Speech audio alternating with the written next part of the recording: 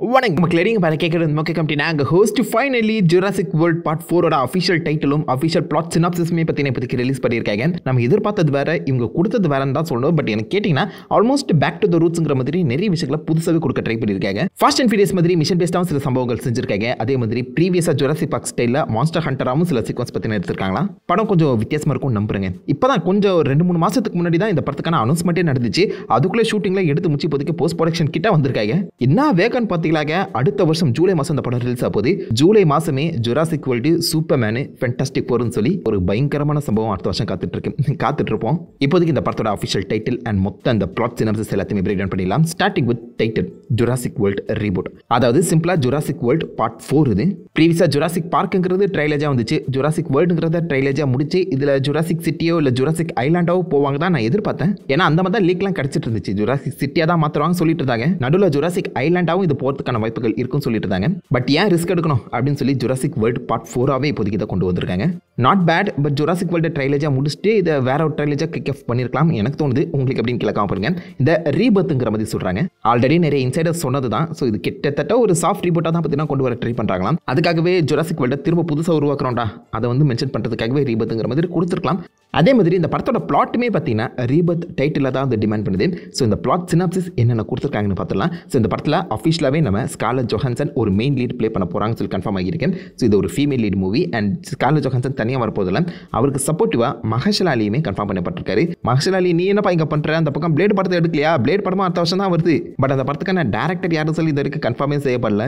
5 வருஷம் எந்த ஒரு ப்ராஜெக்ட்டுமே சைன் பண்ணாமல் சும்மா இருந்த மனுஷன் இப்போதைக்கு விடுகிறான்னு சொல்லி இந்த பக்கம் ஜுராசிக் வேர்ல்டுக்குள்ள வந்து சென்றார் போலங்க. பட் இவங்க 2 பேரும் தான் இந்த படத்தோட மெயின் லீடாக வர போகிறாங்க. இதை தாண்டி இவங்க கூடவே ஒரு சப்போர்ட்டிவ் ஃபேமிலியுமே இருக்க மாதிரி கன்ஃபார்ம் செய்யப்பட்டிருக்கு. ஸோ ஸ்கார்லெட் ஜோஹான்சன் ஒரு கவர்ட் ஆப்ஸ் மெம்பராக வர போகிறாங்க. கிட்டத்தட்ட பிளாக் விடோ ஸ்டைல்னு வச்சுக்கலாம். ஒரு சீக்ரெட் ஏஜென்சியில் வேலை செய்யக்கூடிய ஒரு கவர்ட் ஆப்ஸ் ஜோராங்கிற மாதிரி பேர் கொடுக்கப்பட்டிருக்கு. ஸோ ஸ்கார்லெட் ஜோஹான்சன் தான் இந்த படத்தோட அஃபிஷியல் லீட். அவங்களுக்கான ஃபர்ஸ்ட் லுக்குமே பார்த்தீங்கன்னா ரிவீல் ஆகியிருக்கேன். ஏதோ ஒரு மிகப்பெரிய உயரமான அந்த பொருட்களுக்கு நடுவில் மறைஞ்சிருக்காங்க. ஆப்வியஸாக ஏதோ ஒரு மிருகத்துக்கிட்ட இருந்து மறைஞ்சிருக்காங்க நம்புறேன். அண்ட் இந்த பக்கம் மஹர்ஷல் அலியோட ஃபர்ஸ்ட் லுக்கை நீங்கள் பார்க்கும்போது ஜுராசிக் வேர்ல்டு அந்த ஐகானிக் சீக்வன்ஸ் வரும். அதே மாதிரி ஜுராசிக் பார்க்லேயுமே இந்த மாதிரி ஒரு ரெட் பிளாஸ் சீக்வன்ஸ் வரும்ல, அதை ரெசம்பிள் பண்ணுற மாதிரி தான் கொடுத்துருக்காங்க. ஸோ அந்த பழைய படங்களை நீங்கள் பார்த்த சம்பவங்கள் இந்த படத்தில் அப்படியே ரெப்ளிகேட் ஆக போகுதுங்கிறதுக்கான ஒரு சின்ன அறிகுறியை நீங்கள் கன்சிடர் பண்ணிக்கலாம். சரி, இந்த படத்தோட பிளாட் தாண்டா என்ன அப்படின்னு நீங்கள் கேட்பீங்க. இந்த படத்தோட டைம் லைனுங்கிறது பார்த்தீங்கன்னா ஜுராசிக் வேர்ல்ட் டொமினியன் நடந்து 5 இயர்ஸ் கழிச்சு செட் பண்ணியிருக்காங்க. ஸோ அந்த படம் முடிஞ்சு 5 இயர்ஸ் கழிச்சு தான் இந்த படம் கிக் ஆஃப் ஆகுது டைம் லைன் படி. ஸோ 5 வருஷ காலங்கள் டைனோசர்ஸ் பார்த்தீங்கன்னா இந்த உலகம் முழுக்கவே பரவ ஆரம்பிச்சிருக்கு. டொமினியன் அப்பவே இதை வந்து டீஸ் பண்ணியிருப்பாங்க. ஸோ ஏகப்பட்ட இடங்களில் இந்த டைனோசர்ஸ் அவங்களோட லொக்கேஷனை பார்த்தீங்கன்னா கிளைம் பண்ண ஆரம்பிச்சிருக்கு. மனிதர்கள் அந்த இடத்துல இருந்து வெளில போகணும். அண்ட் சில மனிதர்கள் பார்த்தீங்கன்னா இந்த டைனோசர்ஸை வச்சு பிளாக் மார்க்கெட்டில் சம்பவம்லாம் செஞ்சுட்டு இருப்பாங்க. பட் இப்போ இந்த உலகம் முழுக்கவே டைனோசர்ஸ் பரவுது. பட் இப்போ இருக்கக்கூடிய இந்த சீதோஷண நிலை வந்து பார்த்தீங்கன்னா இந்த டைனோசர்ஸ் வாழ்ந்த காலகட்டத்தில் இல்லை. அந்த சமயத்தில் மொத்த உலகத்தோட அந்த டெம்பரேச்சருமே வேற மாதிரி இருந்திருக்கும். அந்த டைனோசர்ஸ் வாழக்கூடிய இடங்களும் கம்ப்ளீட்டாக வேற மாதிரி இருந்திருக்கும். இப்போதைக்கு நம்ம சிட்டிஸ் டிஃபாரஸ்டேஷன்லாம் பண்ணி உலகத்தோட கிளைமேட்டை வேற மாதிரி மாற்றி விட்டுருக்கோம். பொல்யூஷன்லாம் அதிகமாக இருக்குது அந்த காலத்தினால.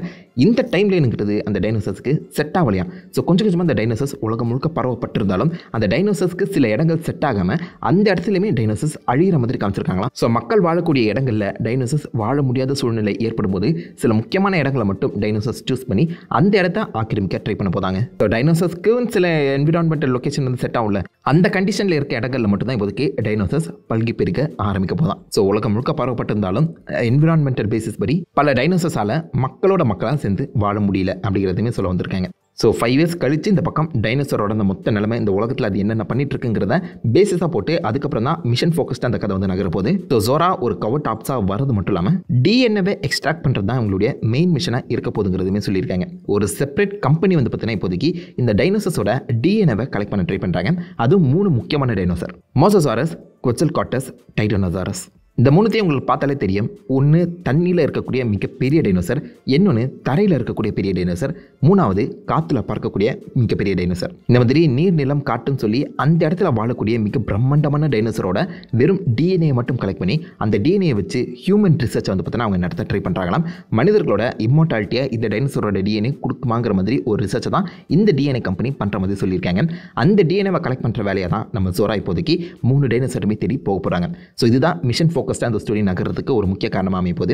மஹர்ஷல் அலி அண்ட் ஜோராக்கில் ஒரு மிகப்பெரிய ஸ்பெக்காக்ஸ் டீம் இருக்க போதுங்கிறதுமே கன்ஃபார்ம் பண்ணியிருக்காங்க. இவங்க எல்லாருமே ஒன்றா சேர்ந்து இந்த 3 இடங்களையுமே வாழக்கூடிய மிக பிரம்மாண்டமான டைனோசர்ஸோட டிஎன்ஏவை கலெக்ட் பண்ண போகிறாங்க. ஸோ ஃபாஸ்ட் அண்ட் ஃபியூரியஸ் ஸ்டைலில் மிஷன் ஃபோக்கஸ்டாக தான் அந்த கதை ஆரம்பிக்க போது. அது ஒரு நல்ல விஷயம் தான். கொஞ்சம் வித்தியாசமாகவும் இருக்குது. இது வரைக்கும் நம்ம இந்த மாதிரி ஒரு கதையை வந்து பார்த்தீங்கன்னா ஜுராசிக் பார்க் எங்கேயுமே பார்த்தது கிடையாது. ஐ மீன் ஜுராசிக் பார்க் 3ல இந்த மாதிரி டிஎன்ஏ கலெக்ஷன் நடந்திருக்கும். பட் இது கொஞ்சம் ஒரு வித்தியாசமாக இருக்கும்னு நினைக்கிறேங்க.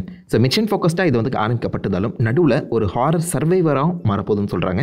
ஏன்னா ஃபைனலாக மோசோசாரஸோட அந்த டிஎன்ஏவை கலெக்ட் பண்ண ட்ரை பண்ணும்போது அந்த இடத்துல ஸ்கார்லெட் ஜோஹான்சன், மஹர்ஷல் அலி இவங்க 2 பேருமே ஒரு போட்டிங் ட்ரிப்பில் மாட்டிக்கிட்ட ஒரு ஃபேமிலியை மீட் பண்ண போகிறாங்களாம். அந்த ஃபேமிலி கூட அவங்க ஒன்றா சேர்ந்து பக்கத்தில் இருக்க ஒரு தீவில் மாட்டிப்பாங்களாம்.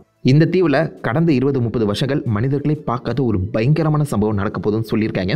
டிகேட்ஸாக மனிதர்களுக்கு இப்படி ஒரு இடம் இருக்கதே தெரியாமல் போய் இந்த இடத்துல வளர்ந்த ஒரு வித்தியாசமான மிருகத்தையோ இல்லை வித்தியாசமான டைனோசரையோ அவங்க எதிர்கொள்கிற மாதிரி தான் கதை நகரப்போகுது. மேபி எனக்கு தெரிஞ்ச ஒரு புது டைனோசரை அவங்க இன்ட்ரடியூஸ் பண்ணலாம். அப்படி இல்லைனா சொல்ல முடியாது, டீரெக்ஸே உள்ளே கூட்டிகிட்டு வரதுக்கான வாய்ப்புகளும் இருக்குது. ஏன்னா டீரெக்ஸ் ஆஃபீஸர் ஜுராசிக் பார்க்கோட ஒரு ஐகானிக்கான மிருகம். எல்லா படங்களுமே ஏதோ ஒரு வகையில் அவங்களை கூட்டு வந்துட்டு அந்த சமயத்தில் பாசிபிளி இந்த படத்துலையுமே அந்த தீவில் மாட்டிக்கிட்ட இவங்களை ஒரு மிக பிரம்மாண்டமான டீரெக்ஸ் துரத்திட்டு வர மாதிரி கதை எழுதப்படலாம். இதுதான் ஜுராசிக் பார்க் 1ஓட அடித்தளம் இந்த படத்தில் இருக்குன்னு சொன்னதுக்கான அர்த்தமாக இருக்கும்னு நம்புறேன். ஸோ படத்தோட பாதி மிஷன் ஃபோக்கஸ்டாக இருக்கும். செகண்ட் ஹாஃப் வந்து பார்த்தீங்கன்னா இந்த மாதிரி மான்ஸ்டர் ஹண்டராக இருக்குங்கிற மாதிரி அந்த சினாப்சிஸ்லேயே சொல்லப்பட்டிருக்க அந்த காரணத்தினால இந்த படம் அங்கே நம்ம முன்னாடி சொன்ன மாதிரி ஒரு வித்தியாசமான கேட்டகரியில் அமையக்கூடிய ஒரு படமாக தான் இருக்கும் போது. ஸோ ரீபத்துங்கிற டைட்டில் வந்து பார்த்தீங்கன்னா இந்த படத்தில் 3 வித்தியாசமான கான்செப்டை டச் பண்ணுது. ஸோ ஜுராசிக் வேர்ல்டோட ஒரு சாஃப்ட் ரீபூட்டாக இந்த படம் அமைய போது ஒரு சின்ன ரீபத்துங்கிற மாதிரி சொல்லலாம். அதே மாதிரி ஒரு முக்கியமான கியூரையோ இல்லை முக்கியமான அந்த இம்மோர்டாலிட்டியை தேடி இந்த பக்கம் மனிதர்கள் அந்த டிஎன்ஏவை கலெக்ட் பண்ணுறதுக்காக போகிறாங்க. இம்மோர்டாலிட்டினா என்னது? கிட்டத்தட்ட மூளைக்கு ஒரு ரீபத் மாதிரி சாகா வர மாதிரி நீங்கள் கன்சிடர் பண்ணிக்கலாம். அதுவுமே மனிதர்களுக்கு ஒரு ரீபத் அமைகிற அந்த சமயத்தில் அந்த கான்செப்ட் கூட ரீபத் கூட நீங்கள் கனெக்ட் பண்ணிக்கலாம். அண்ட் 3வது பாயிண்ட்ங்கிறது இந்த படத்தில் நம்ம ஸ்கார்லெட் ஜோஹான்சன் ஒரு வில்லியாக தான் இன்ட்ரடக்ஷன் ஆக போகிறாங்களாம். ஆன்டி ஹீரோ கூட கிடையாது. ஸோ டெக்னிக்கலாக வில்லன் சைடில் இருக்கக்கூடிய ஒரு கவர் டாப்ஸ் ஒரு ஸ்பெஷல் ஏஜென்ட்டாக தான் இந்த பக்கம் நம்ம ஸ்கார்லெட் ஜோஹான்சன், மஹர்ஷல் அலி 2 பேருமே வர போகிறாங்க. பட் படத்தோட மிட் போர்ஷனில் அவங்க ஒரு இன்னசென்ட்டான ஃபேமிலியை மீட் பண்ணுறாங்க. அந்த ஃபேமிலி இந்த பக்கம் நம்ம ஸ்கார்லெட் ஜோஹான்சனோட மனசை என்ன மாதிரி மாற்றுறாங்க, ஒரு வில்லியாக இருந்தவன் ஹீரோவை எப்படி கன்வெர்ட் ஆகுறாங்கிற அந்த ரீபோட்டாக கூட இந்த படத்தோட கதை அமைக்கப்படலாம். ஸோ கேரக்டர் ஃபோக்கஸ்டாகவும் இருக்க போது, மிஷன் ஃபோக்கஸ்டாகவும் இருக்க போது, அண்ட் ஹாரர் த்ரில்லர்னு சொல்லி ஏகப்பட்ட விஷயங்களை உள்ள நுழைச்சிருக்க மாதிரி தான் எனக்கு ஃபீல் ஆகுது. நிறைய விஷயங்களை அவங்க ஜகிள் பண்ணுற மாதிரி தோணுது. பட் இந்த படத்தோட original writer Jurassic park 1 and 2 எழுதினா அந்த ஒரிஜினல் ரைட்டர் டேவிட் கெப் இந்த படத்துக்கு ரிட்டன் ஆகிருக்க அந்த சமயத்தில் இந்த படம் மோஸ்ட்லி கிரவுண்டடாக ரொம்ப ரூட்டடாக இருக்கணும் மாதிரி தான் சொல்லியிருக்காங்க. அண்ட் இந்த படத்தை நம்ம கேரத் எட்வர்ட்ஸ் தான் பார்த்தீங்கன்னா டேரக்டாக பண்ண போகிறாரு. விஷுவல் சூப்பர்வைசருங்க. இதுக்கு முன்னாடி காட்ஸில்லா 1 எடுத்தவர். காட்ஸில்லா 1 எல்லாருமே பார்த்துருப்பீங்கன்னு நினைக்கிறேன். ஆக்ஷன் பேக்டாகவும் இருக்கும். அதே சமயத்தில் அந்த ஹாரர் வைவையுமே சூப்பராக டச் பண்ணியிருப்பாங்க. அதில் கூட இந்த மாதிரி ஒரு ரெட் ஃபிளாக் சீக்வன்ஸ் வரும்ல, மஹர்ஷல் அலியோட இந்த ஃப்ரேமை பார்க்கும்போது எனக்கு அதான் ஞாபகம் வந்துச்சு. ஸோ அந்த மாதிரி ஒரு ஹாரர் டோன் கூட பாசிபிளி இந்த படத்தில் அழகாக கன்வே ஆகலாம். அதுதான் நாங்கள் எதிர்பார்க்குறோம். ஜுராசிக் வேர்ல்டு 2 கூட நல்லா தான் இருந்துச்சு. பட் 3ங்கிறது பார்த்தீங்கன்னா கண்ணா பின்னான்னு இஷ்டத்துக்கு எழுத ஆரம்பிச்சிட்டாங்க. அதுலேருந்து வெளியில் வந்து கொஞ்சம் கிரவுண்டடாக சாஃப்டாக அந்த படம் வந்து மாறி அமைஞ்சிச்சுன்னா ரொம்ப நல்லா இருக்கும்னு எனக்கு தோணுது. ஸோ இந்த ஃபர்ஸ்ட் லுக்கு, டைட்டில், அதே மாதிரி இந்த சினாப்சிஸ்லாம் கேட்கும்போது படம் மேலே ஒரு நம்பிக்கை வரதான் செய்யுது. பட் இந்த படம் வந்து பார்த்தீங்கன்னா டேரக்டாக சூப்பர்மேன் அண்ட் ஃபேண்டாசி 4 கூட மோத போகிற அந்த சமயத்தில் அந்த மாதம் என்ன மாதமாக அமைய போகுது, அந்த 3 படங்கள் எந்த படம் ஜெயிக்க போகுதுங்கிறத பொறுத்து பார்ப்போம். ஸோ நீங்கள் இந்த படத்தை பற்றி என்ன நினைக்கிறீங்க? எத்தனை ஜுராசிக் வேர்ல்ட் ஃபேன்ஸ் இருக்கீங்க? உங்களுக்கு இந்த டைட்டில் ஓகேவா, சினாப்சிஸ் பிடிச்சிருக்கா இல்லையான்னு சொல்லி மறக்காம எல்லாத்தையும் காமெண்ட் பண்ணிட்டு அந்த லைக் பண்ணி தட்டி விடுங்க. நான் உங்களை நல்ல ஒரு ஆசமான வீடியோவில் மீட் பண்ணி இருக்கும். ஹேஃபன் கைஸ் வட்டா.